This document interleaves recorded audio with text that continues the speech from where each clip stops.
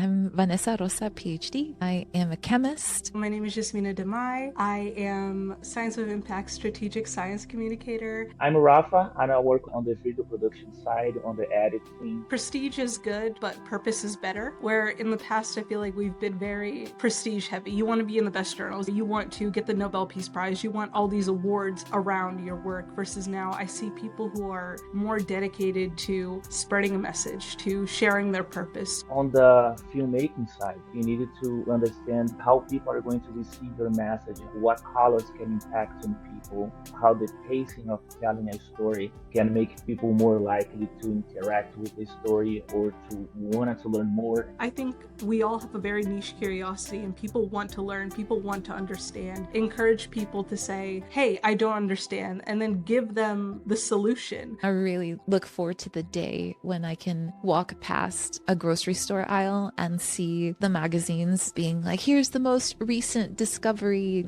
of the CERN collider, and this is what the Hubble telescope picked up last week. I will know that we've achieved our goal when those sorts of experiences are the norm. Welcome to the Science with Impact podcast. We have an interesting treat for you. We wanted to go behind the scenes and introduce you to the team behind the Science with Impact podcast. So, first is me. I'm Vanessa Rosa, PhD. I am a chemist and a mom. I love graphic and visual design and animation.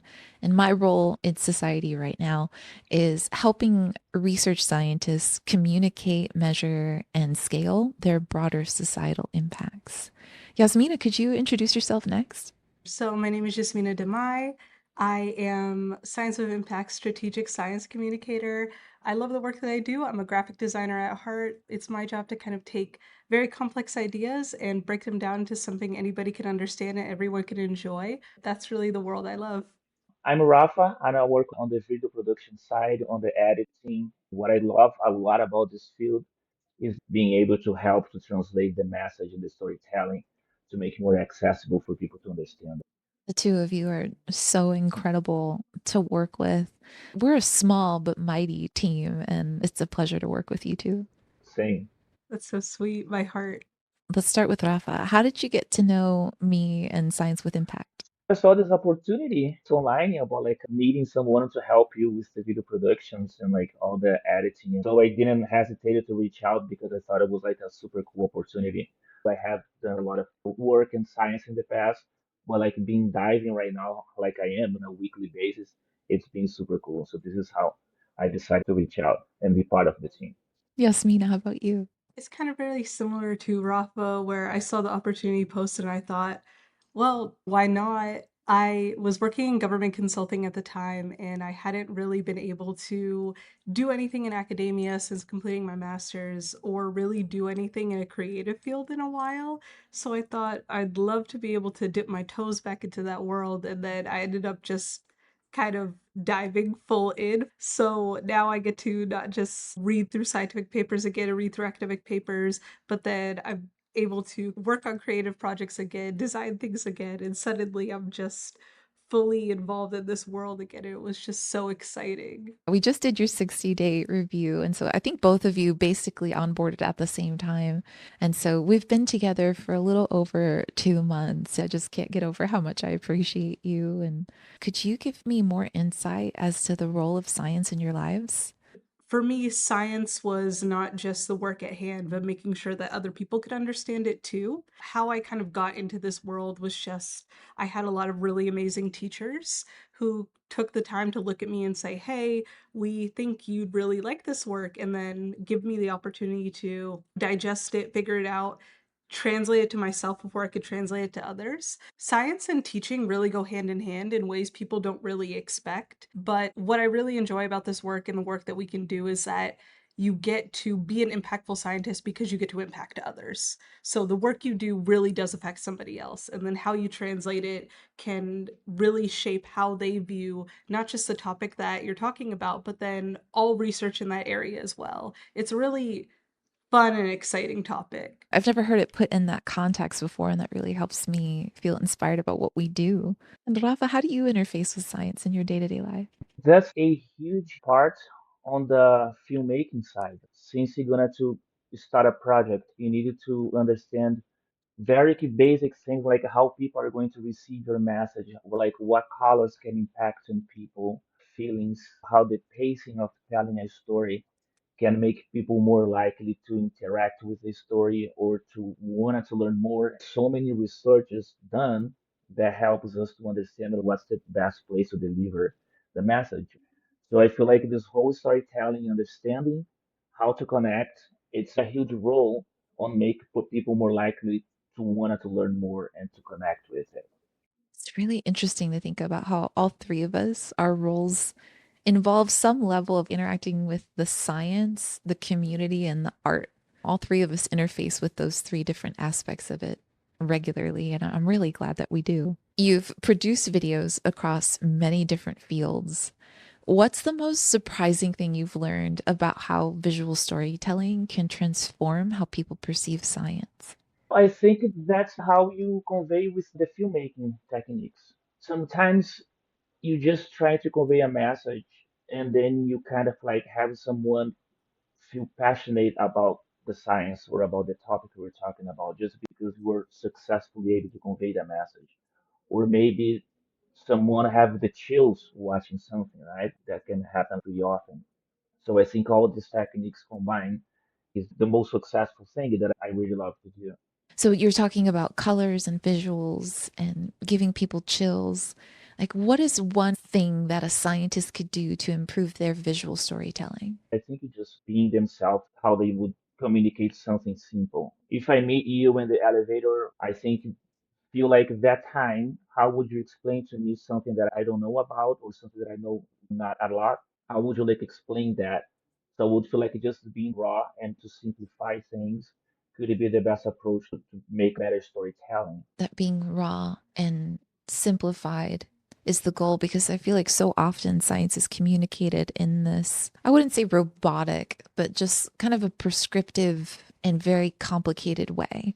Especially with the way that we write research articles, I think since that's the predominant way we communicate, we start to think that that's how humans talk. I apply critical research paradigms to deconstruct societal norms and systems that disadvantage specific groups of people, preventing them from realizing their full potential in academia.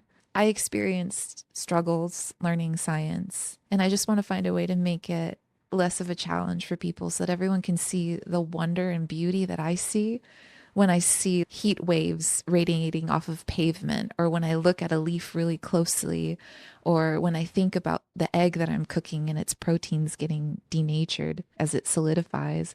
I would love to be able to give people that sort of like chem vision that I have developed over the years, where I can see and visualize things on an atomic and molecular level. And I'd love to give people that inspiration and that wonder about the universe around them. Okay, so Yasmina, many researchers they struggle with the jargon trap. They know their science inside and out, but translating it for different audiences feels like learning a foreign language. What's your go-to strategy for helping scientists identify the human story behind their technical research? And how do you coach them to find that emotional connection point? What I've noticed when working with researchers is that we kind of get trapped in this echo chamber where the work we produce is read by scientists, consumed by scientists, challenged by scientists. It's just an echo chamber where we expect the science community to read it, come back to us. And the reality is there's so much more. When we think about how we want our work to be interacted with, to be dissected, to be understood by the public, I feel like we really need to open up conversation around a human anchor. Think about, how do you want this story to be interacted with by the people it's directly impacting? So if it's like an environmental paper, how do you want the community that is facing the environmental impact to be able to interact with it? How do you want them to understand it?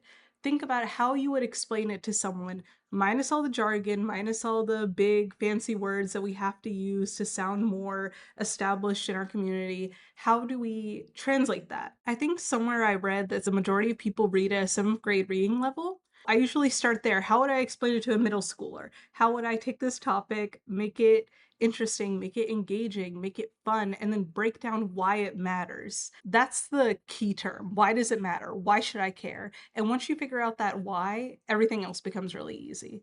That's such an interesting thing because for us, I feel like as researchers, as scientists, the why sometimes is just because I'm curious, or it gets lost in like, this is what it was funded.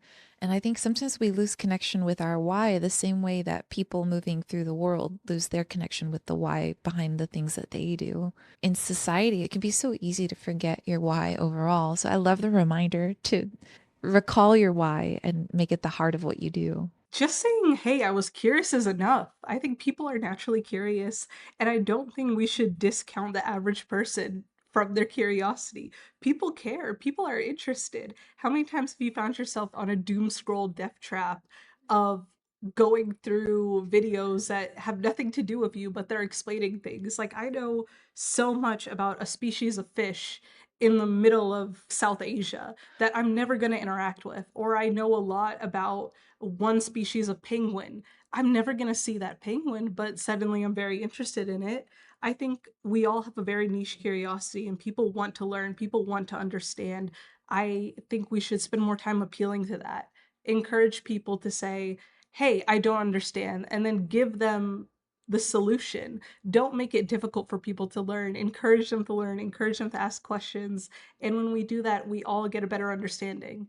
One thing I noticed when we all talked about why we ended up working together is each of us are curious people who will see something difficult and go, why not? Let's go explore that. I think it's really interesting that we've all found each other in this professional space. I think most people want to do it. I think it's just that fear of rejection. It's that fear of being told, oh, you don't know this, you don't understand. What I love about Science with Impact and what I love about working in this kind of community is that you can embrace people who don't understand. You embrace the I don't know. It's fun to ask a question. It's fun to not know something. It's fun to have a problem that you work on for 30 and 40 minutes, or sometimes you get stuck and you need to call someone else and ask for help. And there's this big collaboration that happens because of it. So it's like find your why and get comfortable with your I don't know. Like that saying where it's like, be the least experienced person or the least knowledgeable person in the room, and then you grow so much more because of it. You two have guided me so much on that. Vanessa, you developed the SDD framework for measuring broader impacts of scientific research. Can you walk us through how you discovered that traditional metrics weren't capturing the real-world influence of science? And what was that light bulb moment when you realized there had to be a better why? There are two moments that stand out the most. Like any discovery or idea, there were several moments in graduate school where I learned that there was a big conflict between what's called the soft sciences and the hard sciences. Maybe a better distinction between those two would be science focused on society and how we interact with one another, exploring materials, properties, matter, things like that. So a little less human aspects of the world. And in one or the other, you have more control of variables and conditions for your experiments. It's very difficult to put a human being in a very specific controlled environment without it becoming unethical. And so these two worlds often have a hard time relating to each other sometimes. And being a chemist who specifically studies the psychology and education of people learning chemistry, you get comfortable navigating both spaces. I noticed from the hard scientists is that they look at the soft science as less where they're like, oh, these are just people who are studying humans and whatever. This is all just like surveys and Likert instruments, and this is the easy science. And vice versa kind of happens with social scientists toward the hard scientists, where we look at that and going like, oh, look at you. You have such control over your parameters and metrics. That must be so nice. We're working with human beings where the data is messy and complicated and nuanced. It's really interesting to see those two worlds conflict so often. The second moment that happened that brought this need of this framework to light for me was my very first experience with the Center for Molecularly Optimized Networks as their director of broader impacts. I was flown out to MIT for this incredible event called the Art of Polymers concert. It was the first time they'd done it live because this was after COVID. And the goal was to take real Art of Polymers data and turn it into music. David Ibbett is the composer, and they achieved it so beautifully, and I was there to evaluate it. So I developed my instrument. It was just a satisfaction survey, basically, that we would give to people as they entered and as they exited the event. And I evaluated the data, and what I realized is this event was incredible. The content was spectacular. The way that we had situated the event, it was on the MIT campus. It was kind of deep in the campus. So to know that it was even there, you had to be cued into that world. Parking wasn't free and it was permitted. So it wasn't like you could just drive up to it and attend the event. So what I found is that almost all of the audience members either had a connection to somebody who was in the performance or was an MIT scientist. Almost none of the people that we put this performance on for were who we intended it for, which were people who didn't know that you could fuse science and art, and who were on the cusp of whether or not they were interested in science and using art as a means to connect them to science further in a way that they hadn't expected. That was kind of the goal of that concert. And we fell short of it simply because we didn't think about who our audience and like what was the actual impact of it. I started to deconstruct this, and in becoming an entrepreneur, I had to learn a lot about business models and how do you simplify these very complex systems into something that's actionable. So it occurred to me one day, what if we measured our impact on society the same way that physicists measure their impact force when they're looking at a collision? This brings together those two worlds of the hard and the soft scientists, and it allows them to understand each other better.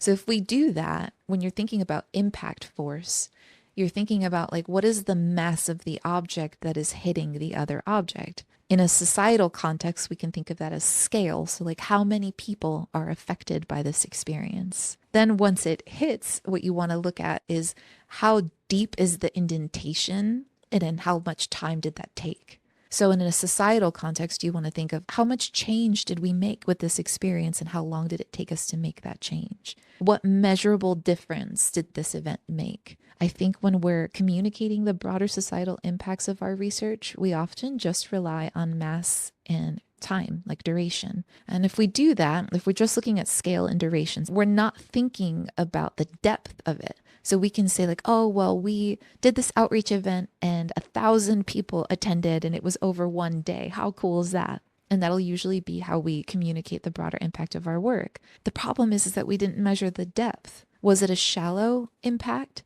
Does it mean less than a deep impact with one person? We don't really have a means of measuring or communicating that in science in terms of broader impacts.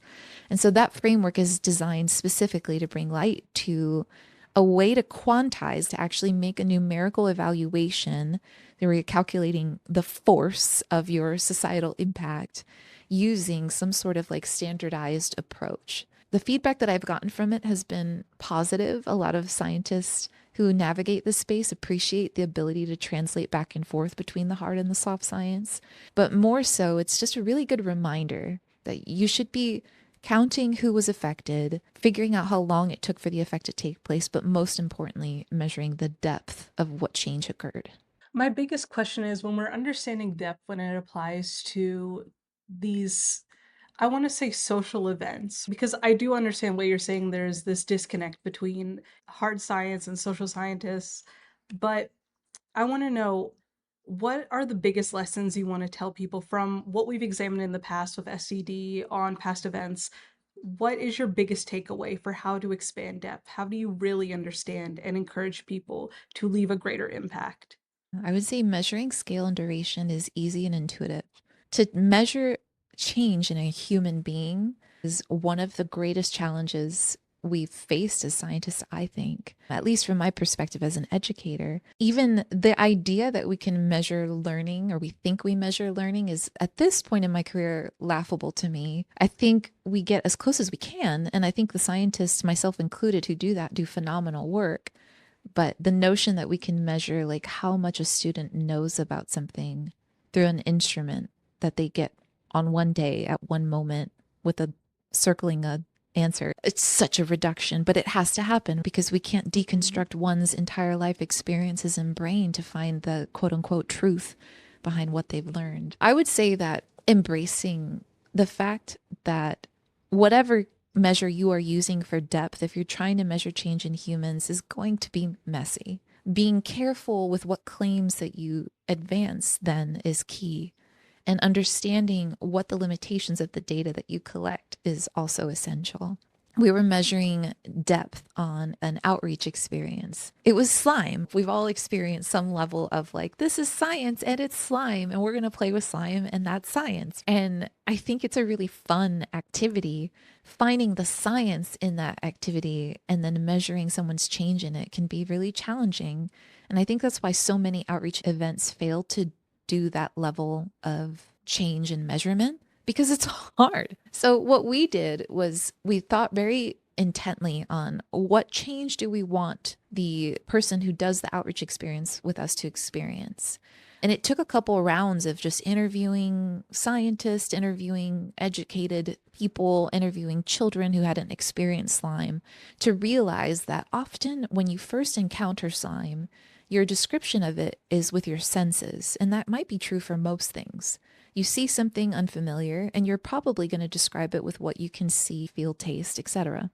And so students would come up and go like, oh, this is stretchy and it feels kind of cold and wet, and it feels kind of like I can indent it and it'll hold the indentation for a little while, but it also drips and drains. We would ask people that when they approach the table, how would you describe how slime stretches? And they go in there and they put all their sensory descriptions. And then we would spend some time teaching them about borate ions, alcohol that are in the glue and the different substances that you use to create slime. Showed them a 3D animation of what this looks like on the molecular level. And then we gave them tangibles, so they had beads that they would connect, and there were different colors and different combinations of beads so they could understand how the borate ions hold the polymer strands together. And the more borate you have, the thicker your slime is and the harder it is to stretch. And that can go all the way up to the runny glue that we have that has no borate ion. Then at the end of the outreach experience, we asked them to explain it again. And there was an increase in 53% were able to explain why slime is stretchy using chemical principles that you cannot experience with your senses. And so the thought that this 5-minute outreach activity that happened with 6 people at one time resulted in such a change, even though it's only a little more than half, that's a pretty quick turnaround in my opinion. So using the framework, the scale, depth, duration, or SDD framework, that one had a high impact because it was able to affect change in almost 100 participants in less than 5 minutes of interacting with them, from explaining things using sensory to explaining things using chemistry. I think the beauty of the work is that sometimes it just leaves kind of a pea-sized indent in someone's mind, and then it grows later on. So when you least expect it, someone can whip out a terminology or use it in their day-to-day. Even if you don't see it immediately, there is sometimes an impact later on. Like years later, I don't think I've ever thought about criminological theory while I was in grad school, and now in real life, I'll go, oh, wow, that looks like social learning theory.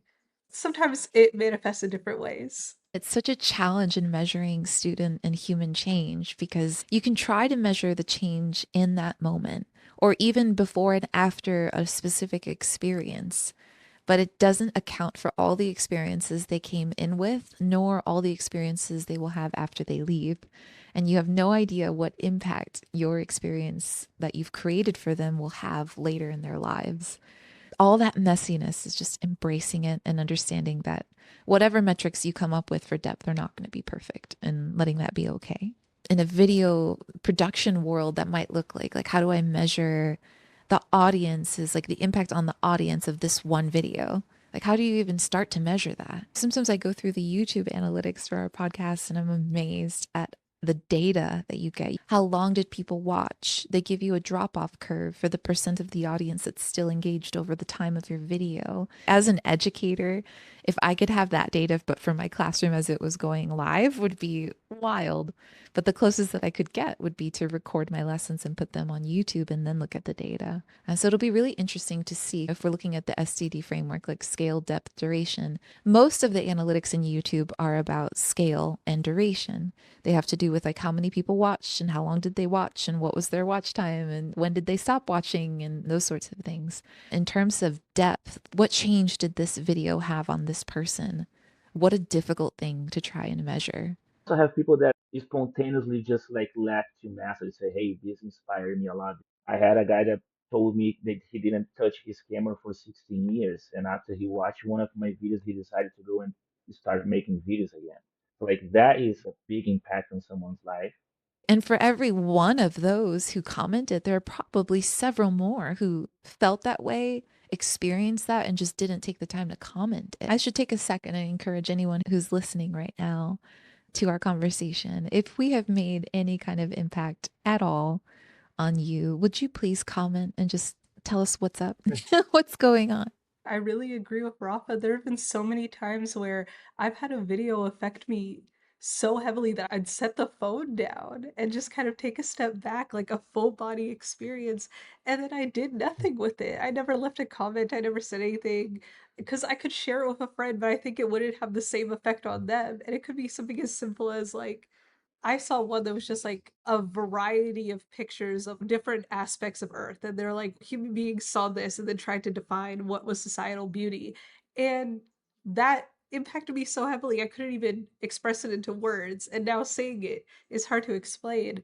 But that's what I think is so difficult about depth. How do you explain that? How do I translate how I'm feeling into something that can be measured? I think humans are profoundly deeper than probably we will ever be able to appreciate with data. I have a friend who she was my old roommate in college and we always make fun of her for it, but we always say you're the perfect movie audience. You're exactly what a videographer or whoever wants sitting in the chair, because when you're supposed to cry, she cries. When you're supposed to laugh, she laughs out loud. When you're supposed to feel sad, she's fully sad, or she's on the edge of her seat. She feels everything. Comparing her to someone who just kind of sits there stoically, but then writes a 5-page essay at the end, how do you look at the both of them and say that they were impacted in a measurable or unmeasurable way? The same sort of happens when you're teaching. Like I've taught classes that are as big as more than 100 students. All the quick pieces of data that your brain can collect while teaching, while managing content, while answering questions, you're also scanning your classroom to see, like, first of all, who's awake, who's looking in this direction, and then going all the way up to like who's meaningfully engaged. Who's asked a question in the last 20 minutes, maybe even the last 10 classes? Who has never asked a question that I could encourage and invite to get more involved? Who do I know is struggling, but is still here and is still trying?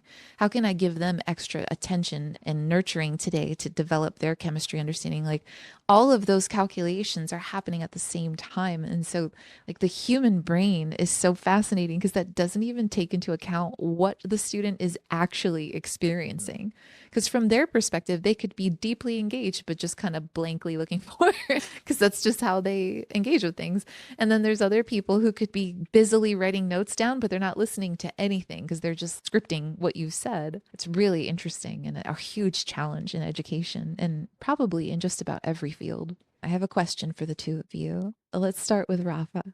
Looking at where science communication was when you started versus where it's heading, how do you see the relationship between researchers and communities evolving? I think the main thing would be the access to information, how easy it is, how cheap it is for you just to be raw and communicate your message and make people connect with you. And you also understand just by looking around other scientists, other researchers, you can see what the audience also is open to listen to, what they wanted to listen more, and kind of follow that direction. You don't have to just think, okay, I think they wanted to listen that. You already have the data to learn how to communicate better with them.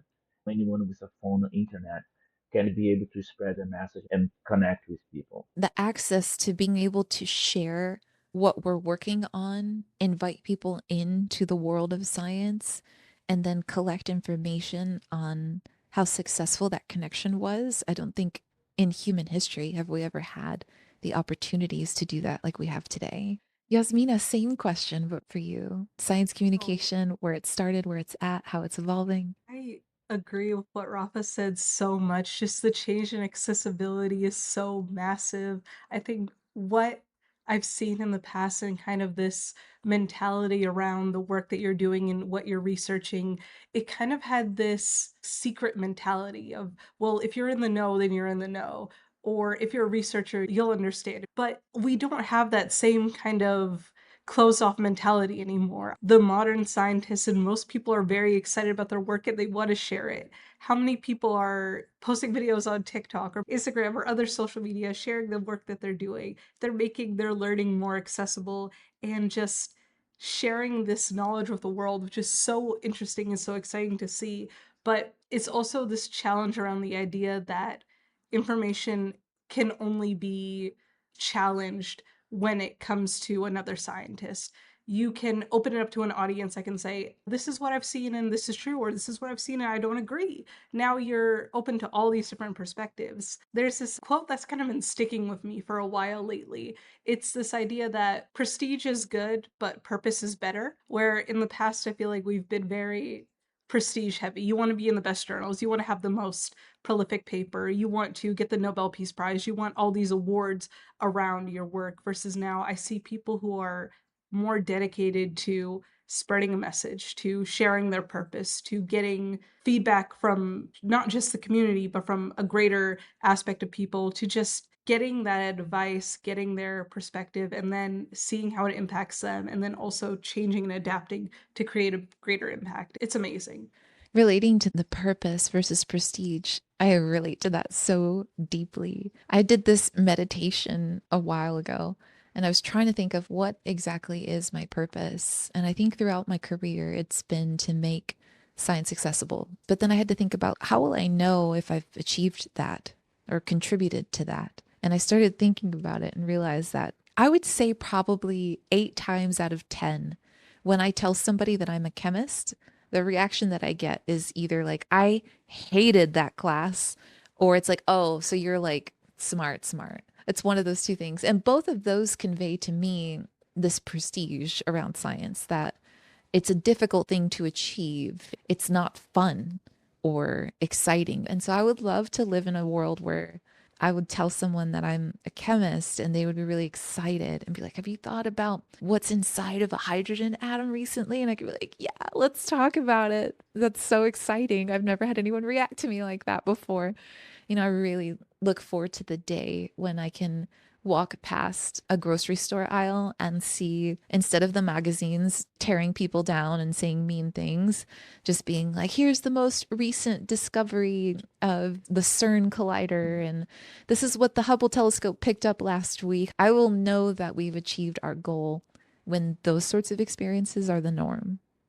Rafa, for researchers who think I'm not a natural communicator or my work is too complex for general audiences, what's your response? I feel that the first approach is definitely try to talk to people as you just meet and don't have too much time to talk. It's just like those short conversations that we have day by day. I think that would be how would you explain that to that person? Make sure that person understands. Science sometimes can feel very intimidating. So I feel have like those simple conversations, basic conversations, and trying to be more inviting. I think that could be like a very good point. What do you see when you first work with scientists who are hesitant about being on camera? I think it's just trying to make them feel comfortable and try to be themselves and just have a natural conversation. The camera, it is intimidating for a lot of people. A lot of people just freeze in front of the camera, and then as soon as you turn off the camera, they just talking and laughing, trying to balance. Hey, I needed this energy. This is your personality. I need in front of the camera. I feel like as much as we have the conversation, they start getting more comfortable. There were years where I really wanted to start a YouTube channel and a podcast, probably a good 5 or 6 years. And I kept telling myself, like, yeah, I'll do it. And I'd maybe film one episode and then go, oh my gosh, that was so hard. I didn't know what to say. I didn't know what to do with my arms. I've never felt more awkward in my whole life. There's just so much knowledge that I didn't appreciate until I started doing. Well, I just have one more question for each of you. Where do you want this podcast to go? I'm very curious right now when you know that you've made the impact you want to make through this podcast. I think the most important thing is just the fact for we being willing to sit together and talk about it and get connected. And then we should have like one person. that is learn something about it or get inspired about it or maybe feel the same way. I think just having that one person would be like just great and just feel like you're already having an impact. I feel like I'll know when we can really open our doors and get tons of people access to be able to share the work that they do. And then I want to be in science classrooms. I want teachers to, when they're having a hard day, to be able to say, all right, I'm just going to put this on, listen to this while I take care of myself. If we could get Albert Lynn on the podcast, that's my dream guest. Albert Lynn, I think he's the coolest person ever. He has this amazing show on National Geographic. That's why I know we made it. He is a professor at the University of California, San Diego, and he is with Lost Cities on National Geographic. But when he's on the podcast, we made it. I'm going to add a note. Hi, Albert. I am on a podcast recording right now with my team. And one of our teammates said, "You are her dream podcast guest. We'd love for you to consider filming an episode with us." All right, Albert, we're going to put that into the universe. Rafa, Yasmina, thank you so much for being on the podcast today and for every day that you spend helping to advance this podcast and all the other things you do for science and the universe. Thank you. That was so much fun. Thank you so much, Vanessa. Thank you, Yasmina.